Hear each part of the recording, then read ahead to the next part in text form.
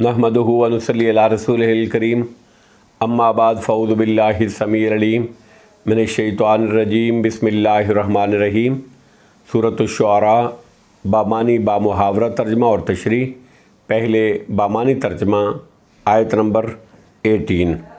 काला फ़िरौन कहने लगा, अलम नुरब्बिका, क्या हमने परवरिश नहीं की थी तेरी, फ़ीना अपने पास, वलीदम वलबिस्ता, वलीदन जबकि तू बच्चा था, वलबिस्ता और तू ठहरा रहा, फ़ीना हमारे पास, मिन उम्र का अपनी उम्र में से, सनीन कई साल। आयत नंबर 19। व फ़अलता और तू कर गया, फ़अलता कल्लती अपना काम वो जो, फ़अलता तू कर गया, व अंता और तू, मिनल काफिरीन नाशुक्रों में से है। आयत नंबर 20।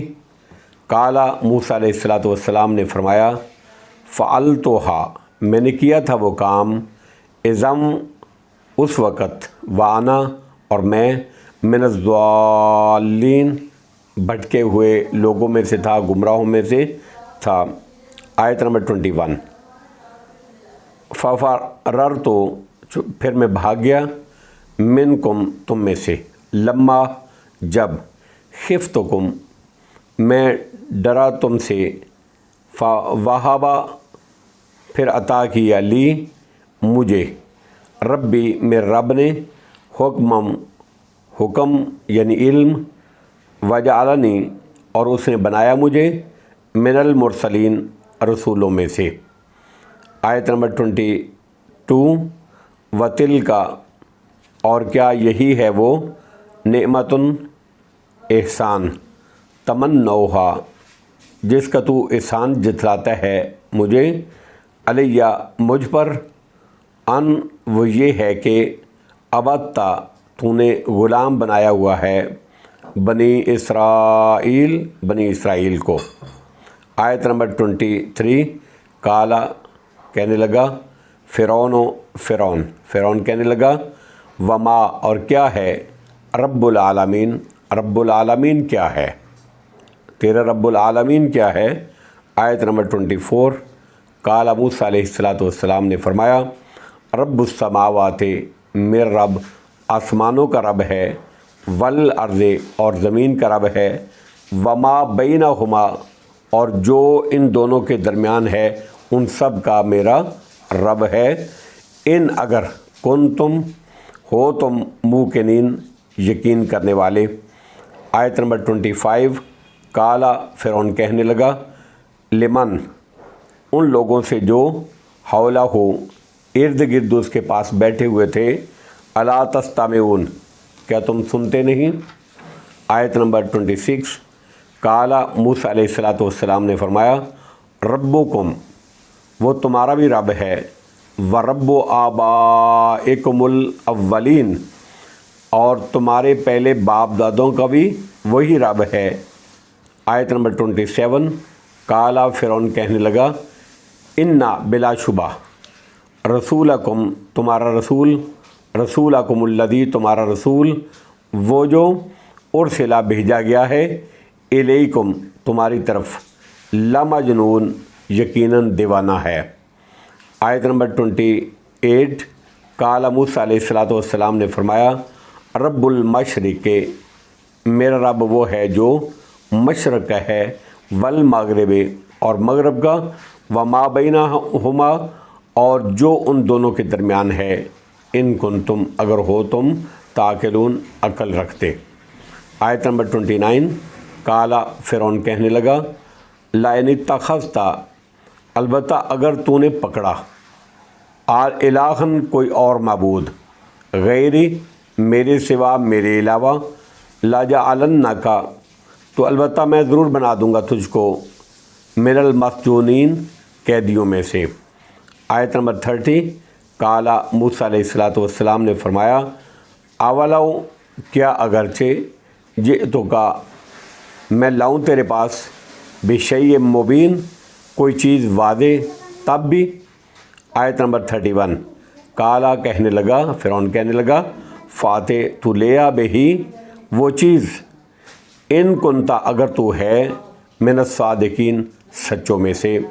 آیت نمبر 32 فعل کا چنانچہ موسیٰ علیہ السلام نے ڈالا عصاہو اپنا عصا، فائدہ تو ناگہاں اچانک ہے یا وہ تھا ثعبان مبین واضح زبردست اژدہا۔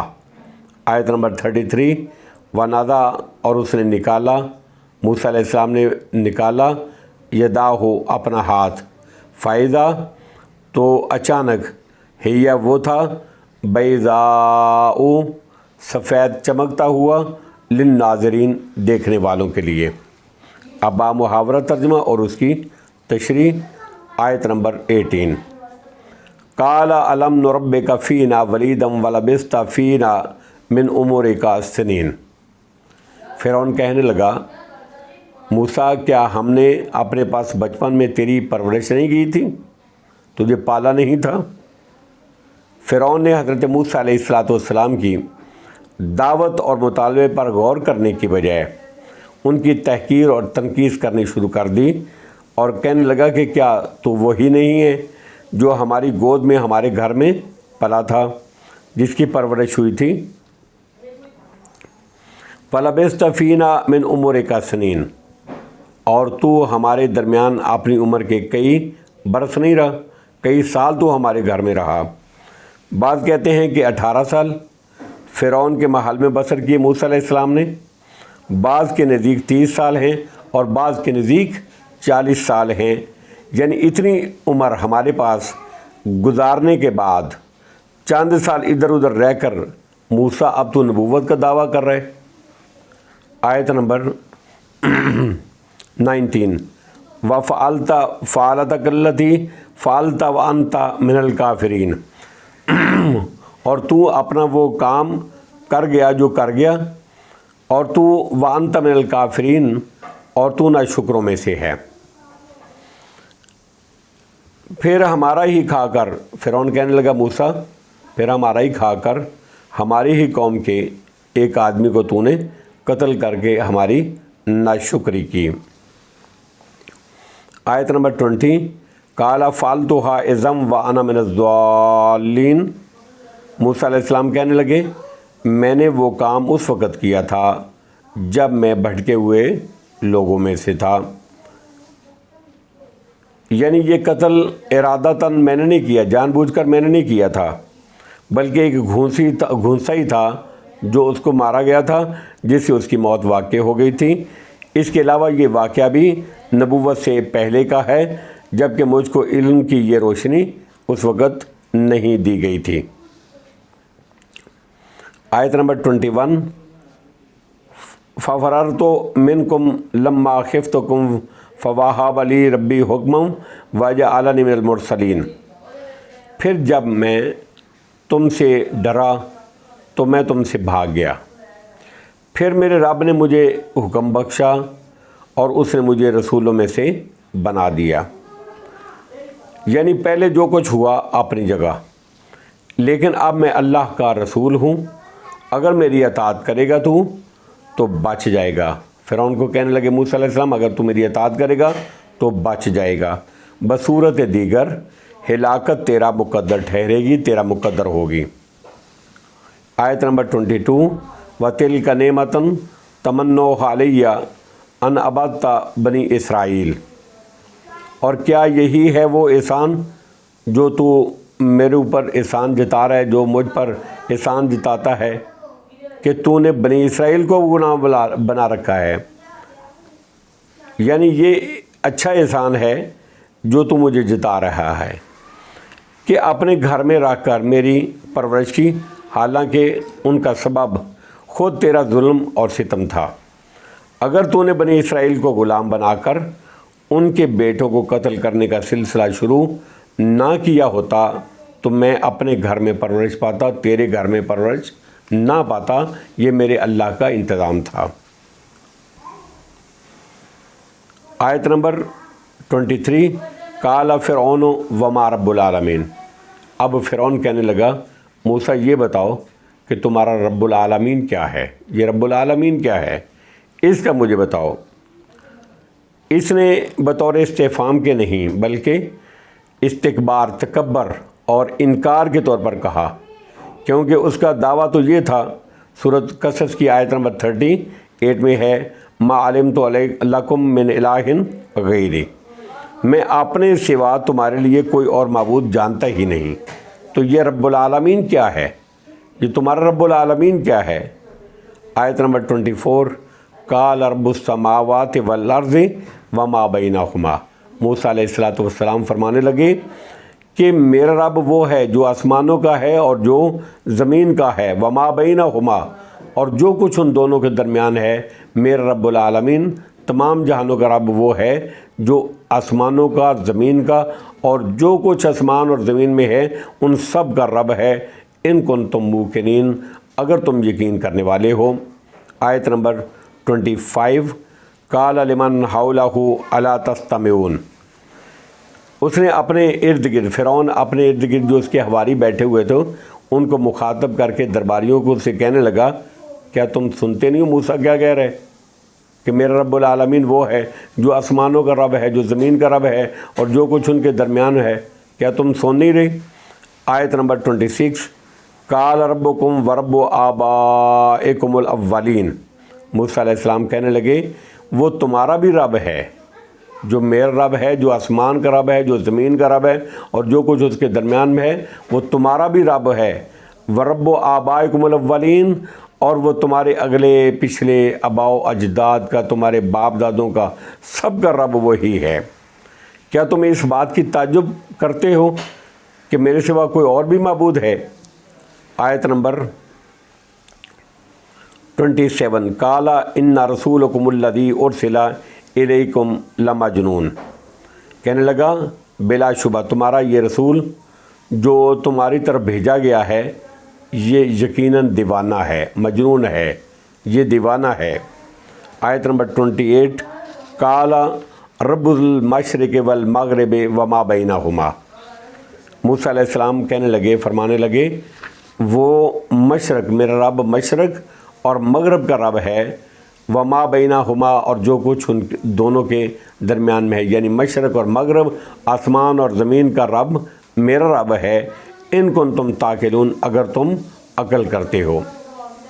یعنی جس نے مشرق بنایا جہاں سے سورج طلوع ہوتا ہے، جس نے مغرب بنایا جہاں سورج غروب ہوتا ہے، اسی طرح ان کے درمیان جو کچھ ہے ان سب کا رب اور ان کا انتظام کرنے والا بھی میرا اللہ ہے، میرا رب ہے، اگر تم عقل کرتے ہو۔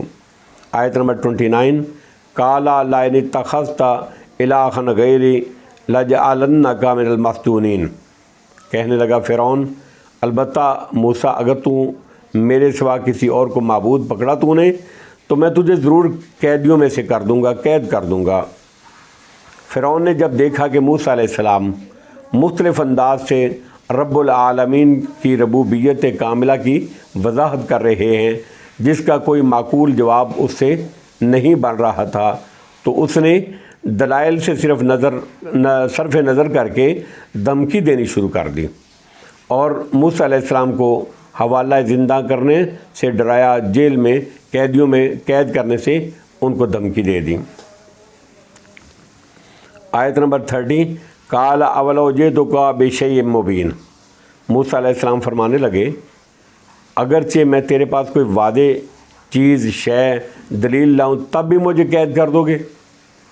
یعنی ایسی کوئی چیز یا معجزہ جس سے واضح ہو جائے کہ میں سچا اور واقعی اللہ کا رسول ہوں، تب بھی تم میری صداقت کو تسلیم نہیں کرو گے۔ آیت نمبر 31، قال فات بہ ان کنت من الصادقین، کہنے لگا فرعون کہنے لگا موسیٰ اگر تو سچوں میں سے ہے تو وہ لے آ۔